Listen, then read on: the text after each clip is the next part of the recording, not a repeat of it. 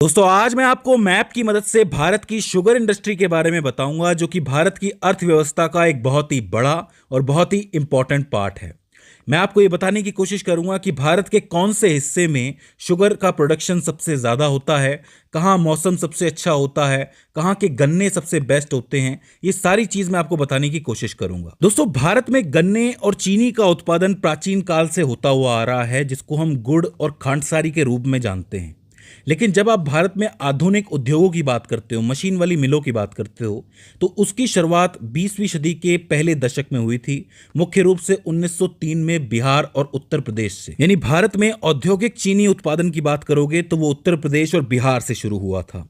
अगर आप अर्थव्यवस्था की बात करोगे तो सूती वस्त्र के उद्योग के बाद भारत का दूसरा सबसे बड़ा कृषि आधारित जो उद्योग है वो चीनी उद्योग ही है, क्योंकि आपको पता है कि पहले गन्ना उगाना पड़ेगा, उसकी कृषि करनी पड़ेगी, उसके बाद चीनी बनती है।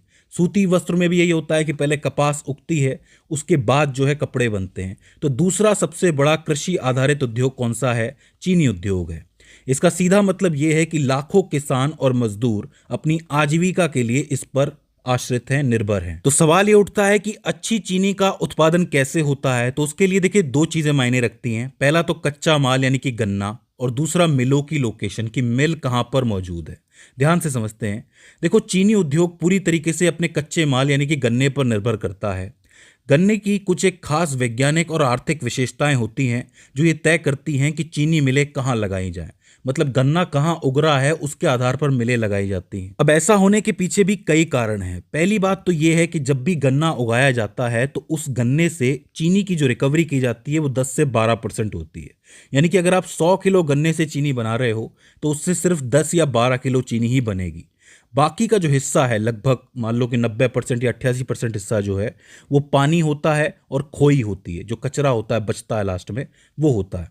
इसीलिए कारखानों तक भारी गन्ने को ले जाना काफ़ी महंगा पड़ सकता है। इसीलिए मिलें वहीं लगाई जाती हैं जहां पर गन्ने के खेत पहले से मौजूद हो, जिससे कि परिवहन का खर्चा ज़्यादा ना हो। क्योंकि जाहिर सी बात है 10 से 12% निकलेगा तो ज़्यादा ट्रांसपोर्ट फीस होगी, तो ऐसे में नुकसान ही बढ़ेगा। यही कारण है कि आपको ज़्यादातर शुगर मिल खेतों के बीच में नजर आती है या फिर खेतों के पास नजर आती है। दूसरी चीज यह है कि काटा हुआ गन्ना जो होता है उसको ज्यादा समय तक स्टोर नहीं किया जा सकता।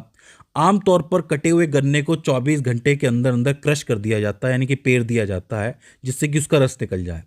अगर इससे ज्यादा टाइम तक उसको रखा जाए तो गन्ने के अंदर का जो सुक्रोज होता है, शुगर जिसको हम कहते हैं, जो मिठास जो होती है जिससे चीनी बनती है, वो सूखने लगता है और चीनी का उत्पादन गिर जाता है। तो जाहिर सी बात है इससे नुकसान ही होना है। यही कारण है कि गन्ने को बहुत लंबी दूरी पे नहीं भेजा जाता है, बीच में ही इसको क्रश कर दिया जाता है। इसके अलावा गन्ने की मौसमी प्रकृति को समझना जरूरी है, इसका सीजनल नेचर, क्योंकि ये बहुत ही कम समय के लिए आता है।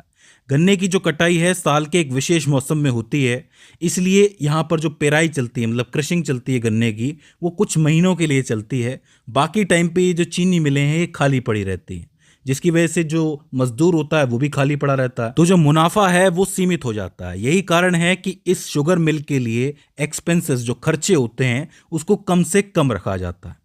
तो अब आप समझ गए होंगे कि कहाँ किस तरीके से मिलें लगती हैं, गन्ने की क्या प्रकृति होनी चाहिए, कौन सी जगह होनी चाहिए।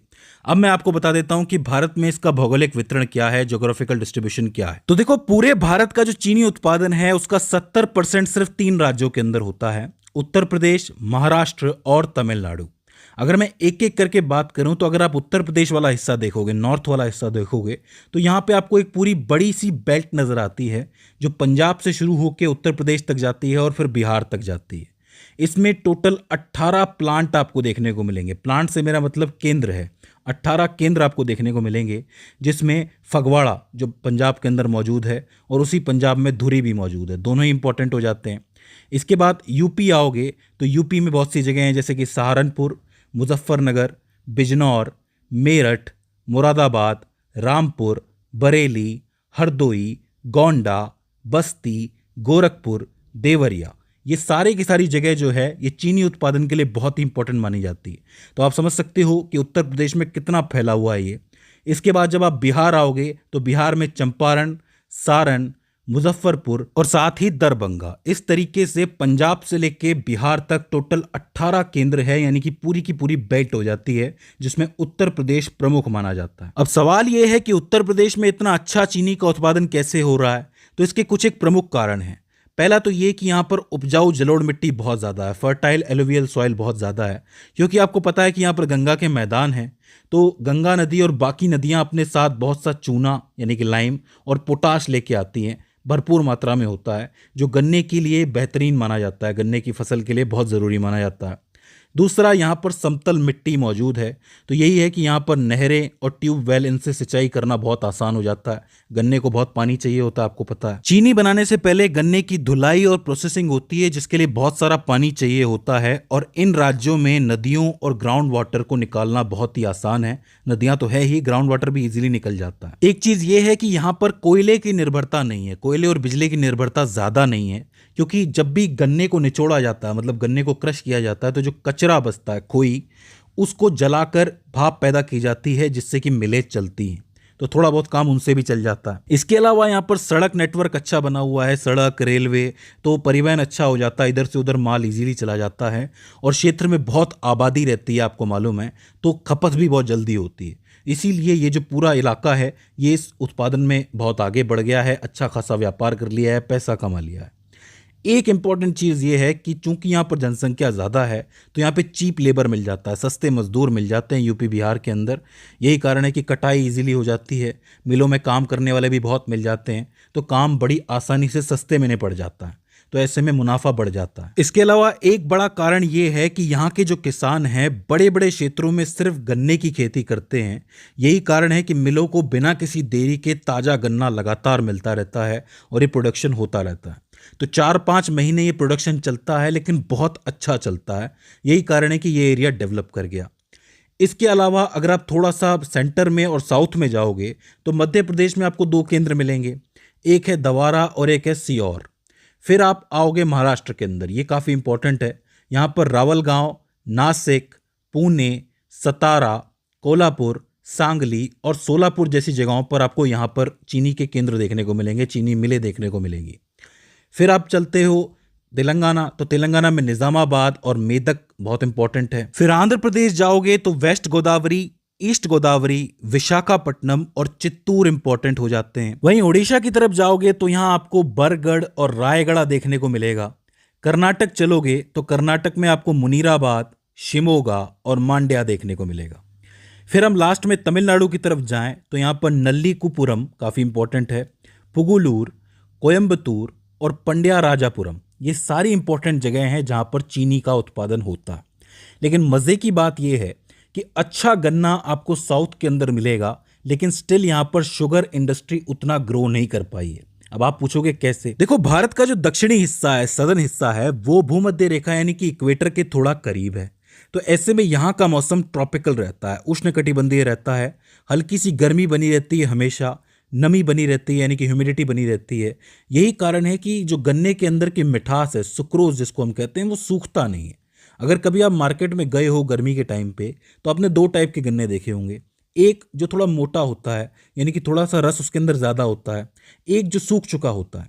इसका मतलब ये है कि जो सूख चुका है वो या तो खेत में ज़्यादा दिन तक खड़ा रहा होगा, यानी कि उसको टाइम पे नहीं काटा गया होगा, या फिर ज़्यादा दिन तक स्टोर कर लिया होगा, दूरी तय करके आया होगा, तो उसका सुक्रोज सूख गया होगा।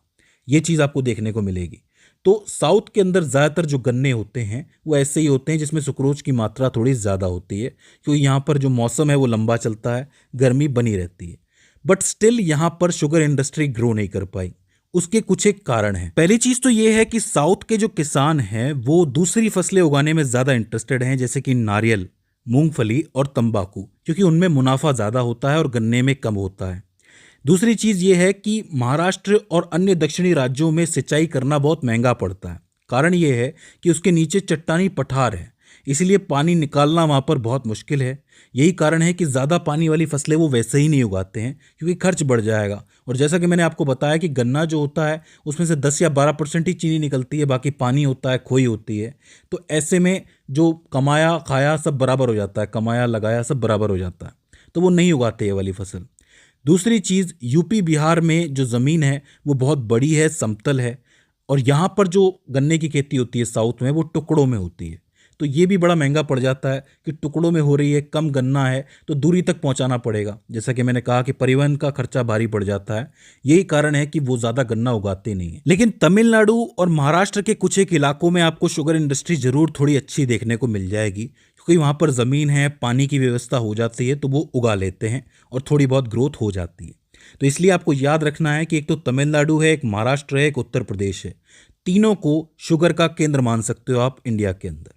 तो दोस्तों ये हो जाती है भारत की शुगर इंडस्ट्री। मोटे मोटे तौर पर मैंने आपको समझाने की कोशिश की है जिससे कि आपको क्लियर हो जाए। मुझे उम्मीद है कि इस वीडियो से आपने कुछ ना कुछ नया ज़रूर सीखा होगा। अगर इसके बाद भी इसके अंदर आपको कोई क्वेरी आती है, कोई दिक्कत आती है तो आप हमें कमेंट सेक्शन में बता सकते हैं। तो दोस्तों आज की इस वीडियो के अंदर बस इतना ही। See you in the next one.